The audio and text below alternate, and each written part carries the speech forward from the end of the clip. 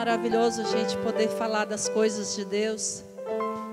É maravilhoso a gente cantar a nossa fé com liberdade. É maravilhoso a gente poder expressar ao Senhor a nossa confiança e a nossa esperança nele.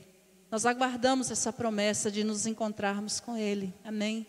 Nós aguardamos a promessa de ceiarmos com Ele, como Ele disse, que nós teremos esse encontro e nós cearemos juntos. Amém?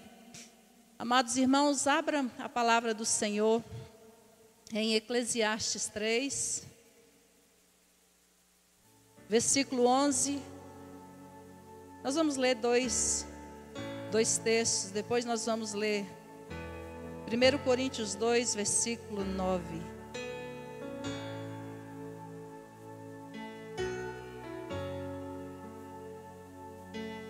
Vamos ler juntos? Mascarados, a voz soa abafada, mas está valendo. É bom, irmãos. Não é agradável nesse calor a gente cantar de máscara. Não é agradável a gente...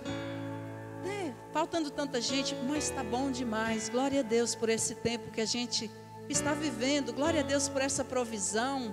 Tá bom, Senhor. Tá bom. Não é o ideal, mas não é só a gente. É muita gente. Então vamos ser gratos a Deus por cada encontro, porque Ele se faz presente. Eclesiastes 3, versículo 11 fala assim: tudo fez Deus formoso no seu devido tempo. Também pôs a eternidade no coração do homem, sem que este possa descobrir as obras que Deus fez, desde o princípio até o fim. Vamos agora passar lá para o 2 Coríntios 2, versículo 9. Irmãos, eu experimento uma graça todo dia. Eu já falei isso aqui. Eu não leio nada, absolutamente nada sem óculos. Mas a Bíblia, acho que a gente pega o embalo. Eu acho que a gente lê mentalmente. É o único livro, é a única leitura que eu faço sem óculos, é a Bíblia. Isso é uma bênção muito grande. Diz assim: mas como está escrito aonde? Lá em Isaías. Paulo está repetindo algo que Isaías escreveu. Isaías também escreveu isso assim: nem olhos viram, nem ouvidos ouviram, nem jamais penetrou em coração humano o que Deus tem preparado para aqueles que o amam. Glória a Deus. Glórias ao Senhor. Nós lemos em Eclesiastes que Deus fez todas as coisas no devido tempo. A gente conhece a história da criação, o passo a passo. E quando Ele concluiu a sua obra, Ele fez o homem, mas não foi simplesmente um fazer. Deus colocou nele o sentimento de eternidade. E diz que mesmo com esse sentimento de eternidade, o homem é incapaz de saber o que Deus fez do começo ao fim. Por isso que Isaías disse, Paulo disse, que ninguém viu ainda o que está preparado para aqueles que amam ao nosso Deus. Aquilo que está preparado para aqueles que creem no nome do Senhor. Nós vamos falar um pouco hoje sobre eternidade, sobre esta bênção especial presente na vida de cada ser humano. Eu creio que encoberta, na maioria das vezes, soterrada, debaixo de tantas ideias, debaixo de tantos acontecimentos, mas está ali. Todo homem é sensível à eternidade. Todo homem tem anseio pela espiritualidade. Todo homem não aceita naturalmente a morte, porque a morte não estava preparada para nós, inicialmente. E nós somos impulsionados a crer nessa realidade espiritual, na vida eterna, na ressurreição e em tudo isso que rodeia a vida eterna. A gente é levado a crer, a buscar estas coisas. Talvez a gente pense que isso seja uma mensagem bíblica, uma mensagem cristã, que isso foi passado através de missionário, através dos patriarcas. Eu ia falar dos patriotas, mas não está errado não, que foram patriotas também, né? Dos patriarcas. Talvez alguém pense assim, essa mensagem de vida eterna é uma mensagem cristã, isso é coisa que veio de judeu, depois passou para o cristianismo, e aí se prega para se pregar o cristianismo, mas não é. Antes mesmo dos patriarcas, O homem já cria. Porque Deus, quando fez o homem, Ele colocou esse sentimento de vida eterna no seu coração. Lá nos tempos dos faraós, quando sepultavam, eles colocavam objetos sagrados, os seus objetos mais preciosos, porque eles acreditavam que o seu reinado continuaria na vida após a morte e que eles iam precisar daquelas coisas. Ali levavam comidas, muitas coisas. E isso no Egito, a gente chega aqui para a América, a gente encontra a mesma coisa. Nas urnas, né? Os índios sepultavam muitas vezes em jarros de barro seus mortos. E eles colocavam ali animais de estimação, brinquedo quando a pessoa morta era uma criança, porque acreditava que a vida continuava, que eles precisariam daquelas coisas. Então não é uma mensagem cristã, não é uma mensagem criada, uma doutrina feita por alguns povos, mas é um sentimento que Deus compartilhou com todos os seres humanos em todos os tempos. Existe sim. Na crença, essa crença na vida eterna é o elemento fundamental da nossa fé cristã. Nos documentos mais antigos da igreja, eu creio aqui que muita gente conhece o credo apostólico. São 12 afirmações de crença. Muita gente fala isso é coisa de católico, mas não é. Também não é dos apóstolos, porque surgiu no 3º século depois de Cristo. Então, nesse documento, no credo dos apóstolos, fala assim: creio em Deus Pai, nasceu, depois creio em Jesus Cristo, que nasceu da Virgem Maria, e vai por aí. E no final fala assim: creio na ressurreição dos mortos e na vida eterna. Então, é uma afirmação. Essa certeza, essa fé, ela é uma fé também, uma fé cristã. Do ponto de vista cristão, a vida eterna, irmãos, corresponde ao céu e ao inferno. A vida eterna corresponde a isso aqui.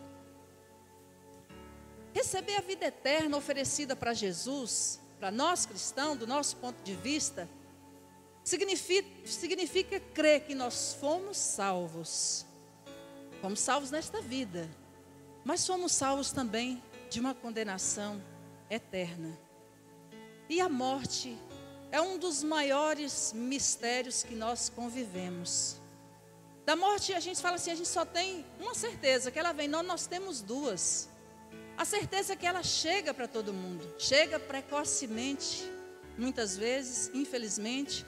Chega ao cumprir-se os dias. E quem cumpre muitos anos de vida fala assim: passou rápido. A vida é passageira. Se você perguntar para qualquer pessoa, vai dizer: a vida é passageira. Mesmo vivendo os seus 90 ou mais do que isso. A gente não tem só a certeza que ela vai chegar. A gente tem certeza que ela não é o fim, que ela não é para sempre. Amém, irmãos? Nós cremos na vida eterna. Amém? Você crê nisso? Você concorda comigo que essa é uma mensagem enferrujada? Que a gente dá uma soprada assim, ó. Porque está cheio de poeira. Porque ninguém gosta de pregar essas coisas, de trazer essa verdade tão maravilhosa. Recordar isso, que é uma parte tão importante da nossa vida. E a gente precisa lembrar sobre a morte que Jesus, Ele experimentou a morte. Jesus nasceu, viveu e morreu como um ser humano normal, como qualquer um de nós. A morte de Cristo foi real, foi de verdade. Não foi um apagão que deu em Jesus e de repente Ele se levanta. A morte de Cristo foi real. E na cruz, quando Jesus está ali rendido, um soldado abre o seu lado com a espada e diz que escorre água do seu lado. Isso acontece quando a pessoa já não tem sangue nenhum no seu corpo. Jesus morreu. Uma morte como a de qualquer outra pessoa. Mas Paulo diz em Romanos 8:11 que o Espírito de Deus o ressuscitou dentre os mortos. E da mesma forma que ressuscitou o nosso Senhor Jesus Cristo, Ele também nos ressuscitará. Então a morte não é para sempre. Jesus Cristo venceu a morte e da mesma forma que Ele passou por tudo isso, há de acontecer conosco. E infelizmente isso não mexe mais com o nosso coração. Eu acho de extrema importância a gente recordar essa parte tão importante das nossas vidas. Vai acontecer comigo, vai acontecer com você, vai acontecer com todo mundo. É uma coisa que a gente não gosta nem de falar, mas todo mundo vai experimentar a morte. Mas é preciso a gente lembrar que a gente não vai ficar nela para sempre. Amém? Nós vamos vencer como Jesus venceu. Hoje, o centro da nossa pregação é o hoje, é o agora. Por isso que a gente não gosta de falar de eternidade. Parece uma coisa muito distante, porque quando a gente calcula os anos da nossa vida, você pode calcular assim que o que vai determinar os seus dias são seus anos de vida. E não é verdade. Nem sempre é assim. A gente não sabe quando isso acontece. Mas mesmo que alguém viva muito, a gente, sei lá, tem seus 30 e poucos anos e fala assim, não, isso aqui vai demorar muito. Eu preciso de coisas para viver agora, para viver hoje. Eu tenho problemas que clamam por resposta, não na vida eterna, mas nesta vida aqui. Eu preciso que Deus fale comigo coisas para agora, para hoje, para o meu momento, para o que eu estou vivendo. Irmãos, inconscientemente, a gente absorve tudo o que acontece no mundo. A gente está no mundo. A gente não pertence ao mundo, mas a gente está nele. E a gente absorve tudo. A gente não é diferente. E do jeito que as pessoas estão, nós também estamos. E a gente também absorveu isso. O desejo de ver acontecer agora, de não esperar muito para ver. O desejo que as coisas aconteçam no meu momento. Que seja rápido, porque as nossas demandas são muitas. Isso faz com que a gente se esqueça desta grande verdade, da vida eterna. As nossas preocupações, elas encobrem. Os nossos anseios encobrem esta grande verdade, a vida eterna.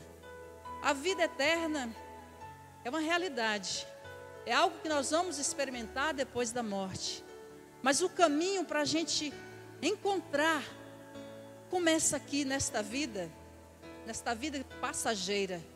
E Jesus disse assim, que é um caminho estreito, que tivesse muito cuidado, que esse caminho que conduz para a vida eterna é um caminho apertado, é difícil você entender, é difícil engolir isso.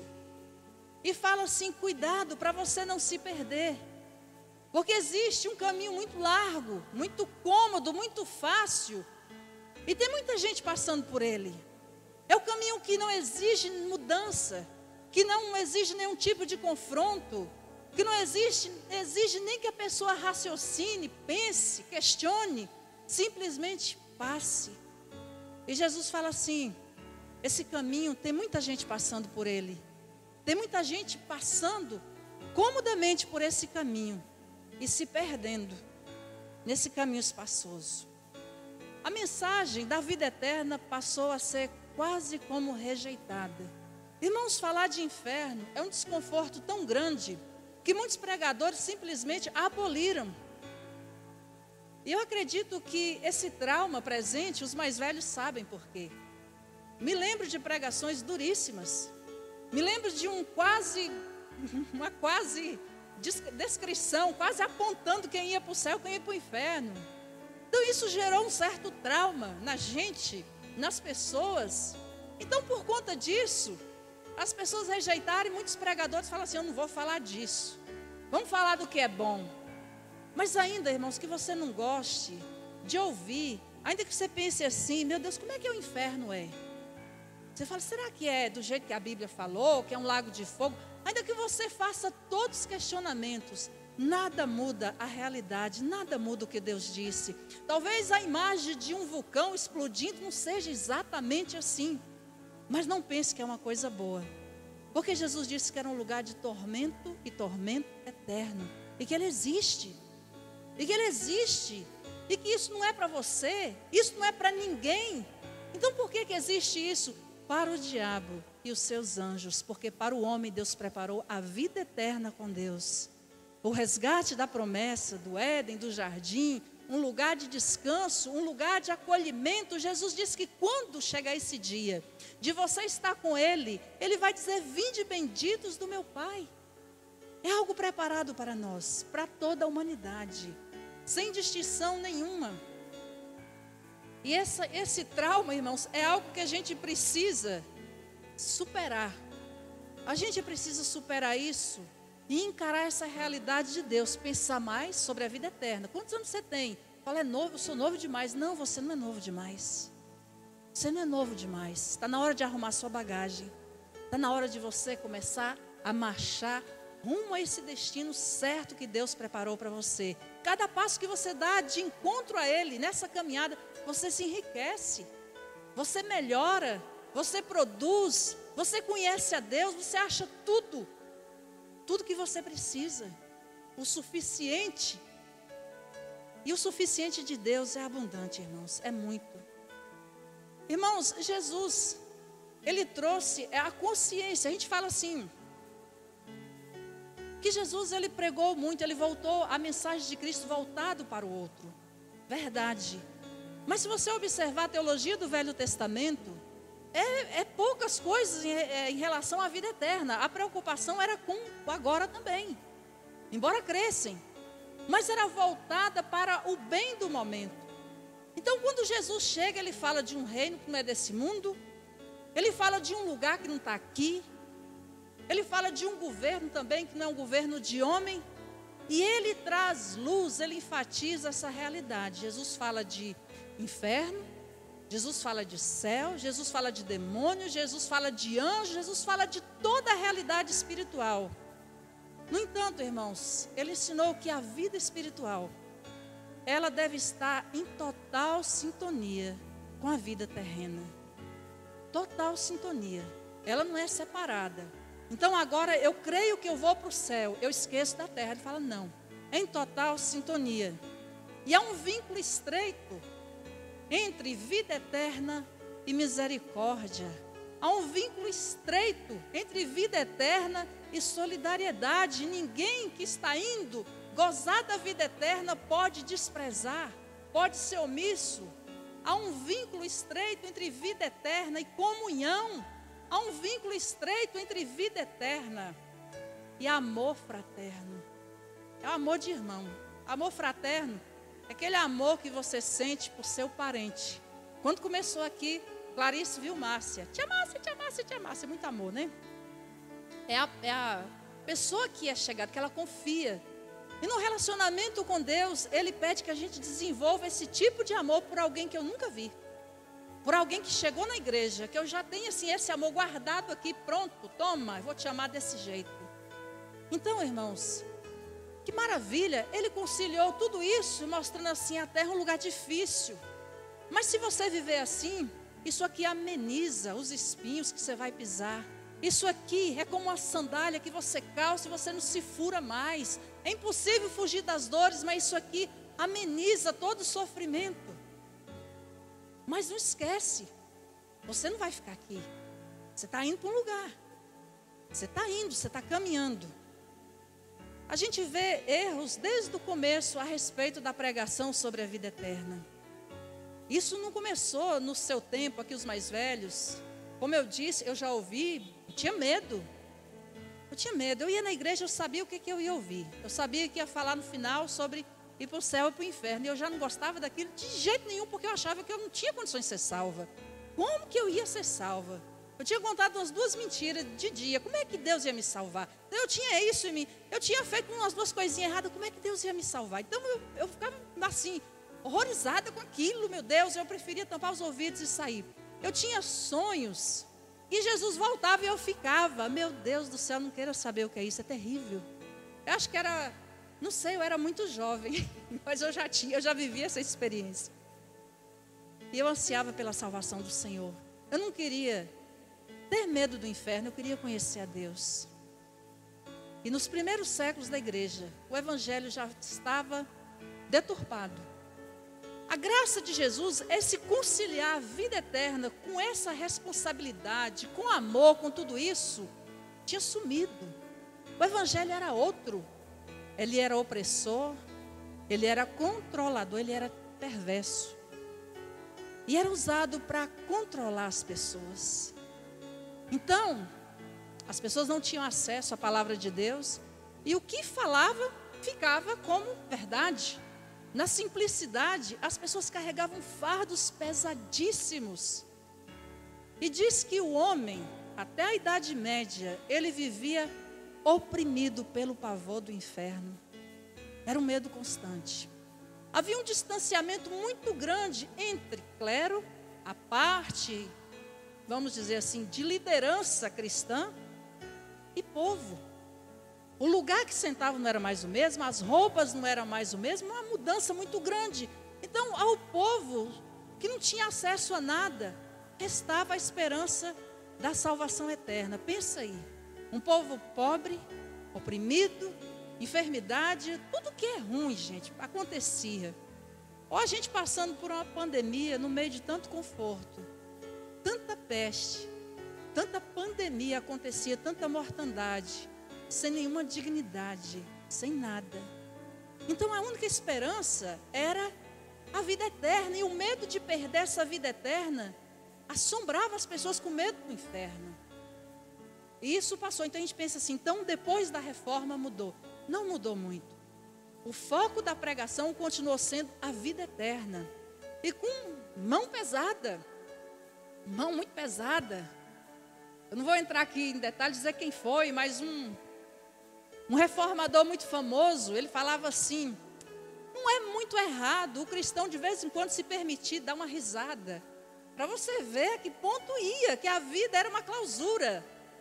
Era sair de uma prisão e cair em outra.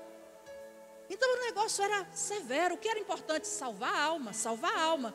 Falava assim, mas eu estou oprimido, eu estou passando fome. Não, mas sua alma está salva, não tem problema. Longe do Evangelho de Cristo, irmãos. Muito longe. Muito longe. E esses sermões, eles perduraram até, eu creio que até hoje, mais ou menos. Veio a rejeição. E com a rejeição a esse tipo de sermão, a gente também começou a deixar a preocupação com a vida eterna de lado, foi sendo deixado de lado. Hoje, irmãos, a gente vive plenamente o céu aberto, o véu rasgado, o acesso a Deus. A gente vive o perdão, a gente conhece o perdão e o amor de Deus incondicionalmente a todas as pessoas. A gente conhece tudo isso. A gente aprendeu que Deus se envolve com a vida na sua totalidade. Que a vida não é só a alma, mas a vida é tudo que acontece com você. Desde os seus pensamentos, as suas menores necessidades, Deus se importa. Ele é um Deus pessoal. É um Deus que está atento. É um Deus que se move a todo tempo. E o seu evangelho é total, é para a vida, toda a vida. E a gente não pode ocultar nenhuma parte, irmãos. A gente não pode ocultar nenhuma parte desse evangelho. A gente precisa reconhecer que a gente tem sido omisso com essa parte. Sim, estamos sendo omisso com essa parte tão importante que é falar da vida eterna. A gente fala daqui dos cuidados, das coisas que a gente tem que fazer, da conduta, do seu compromisso com Deus. Amém. É o evangelho. A gente fala do amor. Amém, é o evangelho. Mas não é somente isso, irmãos. Não é somente isso. Nós devemos exercer compaixão, solidariedade, amor fraterno. Mas nós não podemos reduzir o evangelho a isso. Não é só isso. Há muita gente fazendo isso. Gente que nem crê em Jesus. Há muita gente fazendo tanta coisa bonita e nem crê, não sabe nem o que acontece depois. O evangelho, ele proporciona um estado de graça, de paz interior. O evangelho, ele proporciona justiça social. O evangelho traz sentido de viver. E para mim essas são as maiores riquezas. Para mim isso põe muito além o evangelho de Cristo do que qualquer outra promessa aqui para essa terra. Ele nos enriquece com tudo isso. Mas a gente precisa lembrar que o evangelho de Cristo nos dá a promessa da vida eterna também. Jesus falou assim: estou indo preparar um lugar para vocês. Na casa do meu Pai há muitas moradas. Essa é uma parte importantíssima do Evangelho, você não pode se esquecer dela de forma alguma. A gente vai encontrar muitas situações que a gente não vai poder fazer nada. A gente, como servo de Deus, a gente se põe à disposição e a gente tenta suprir. Eu louvo a Deus pela boa vontade que a gente encontra no meio desse povo aqui. Boa vontade para fazer tantas coisas. Mas mesmo você tendo o seu coração tão grande para ofertar, mesmo você tendo tanta boa vontade para visitar, para a cesta básica, para levar no psicólogo, para ser o psicólogo, para ser o pastor, mesmo você tendo esse coração grande para usar seus recursos, até onde você puder com alguém, você vai encontrar, irmão, situações que você não vai poder fazer nada. Talvez seja até com você, que nenhum recurso deste mundo vai poder mudar alguma coisa. A gente vê sofrimentos que a gente não pode mudar, a gente pode amenizar, está ao lado. A gente não tem como fazer nada. E é assim, a gente precisa se lembrar disso. Quando a gente pensa nisso, irmãos, a gente pensa assim, está fora de meu alcance, talvez o meu evangelho, ele não está sendo um evangelho tão bem sucedido. Se ele não alcança todas as necessidades, não está sendo um evangelho tão bem sucedido como eu pensava que era. Se você não conseguir, isso não significa que o evangelho fracassou. Ele vai além do alcance dos nossos olhos. Vai além. A gente leu, nem olhos viram, nem ouvidos ouviram aquilo que Deus tem preparado para aqueles que o amam. E é uma história na palavra de Deus. Alguém diz que é história, outros falam que é um conto, outros falam que é uma parábola. Não importa. O importa é que Jesus contou. Jesus contou a história de um homem muito pobre. E quando se falar para você, se contasse hoje, falar assim, tem um homem muito pobre. E ele é tão pobre que ele vive mendigando na rua. O que é que você ia fazer? Uma cesta básica. Mas ninguém chegou com a cesta básica para essa pessoa. Ninguém fez nada por ele. E ele estava doente também. Tão doente que o seu corpo era coberto de chagas. E disse que os cães lambiam. Eu não consigo pensar numa coisa tão humilhante, irmãos, para uma pessoa que teme a Deus viver. Você está ferido e cachorros lambendo suas feridas. Que situação mais deplorável para uma pessoa passar. E ele, quando queria comer, seu nome é Lázaro, ele comia migalhas que caíam na mesa de um homem rico, assim conta a história.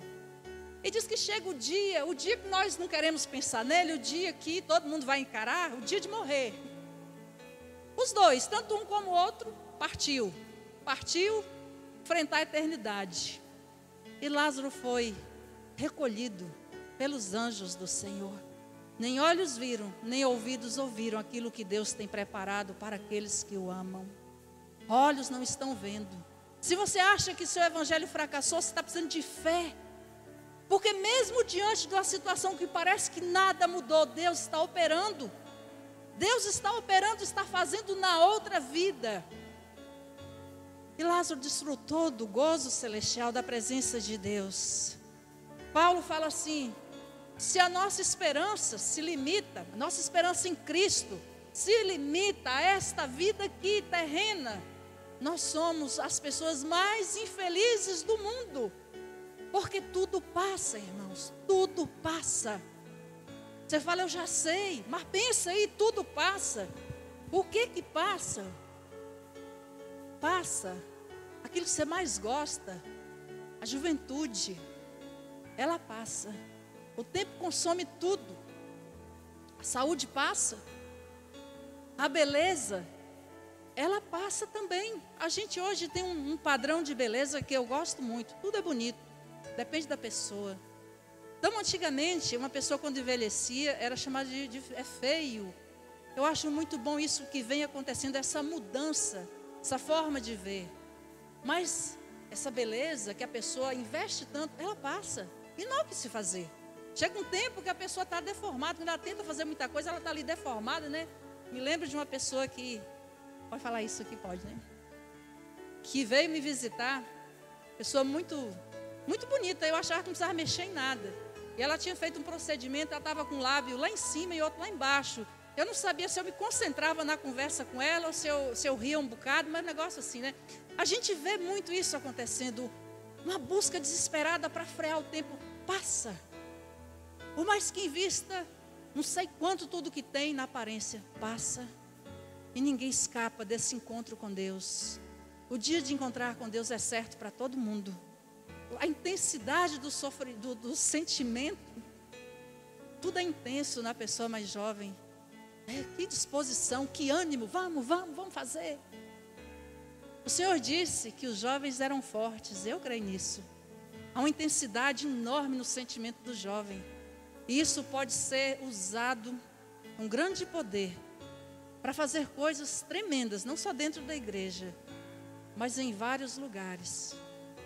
O jovem é forte, mas até isso passa.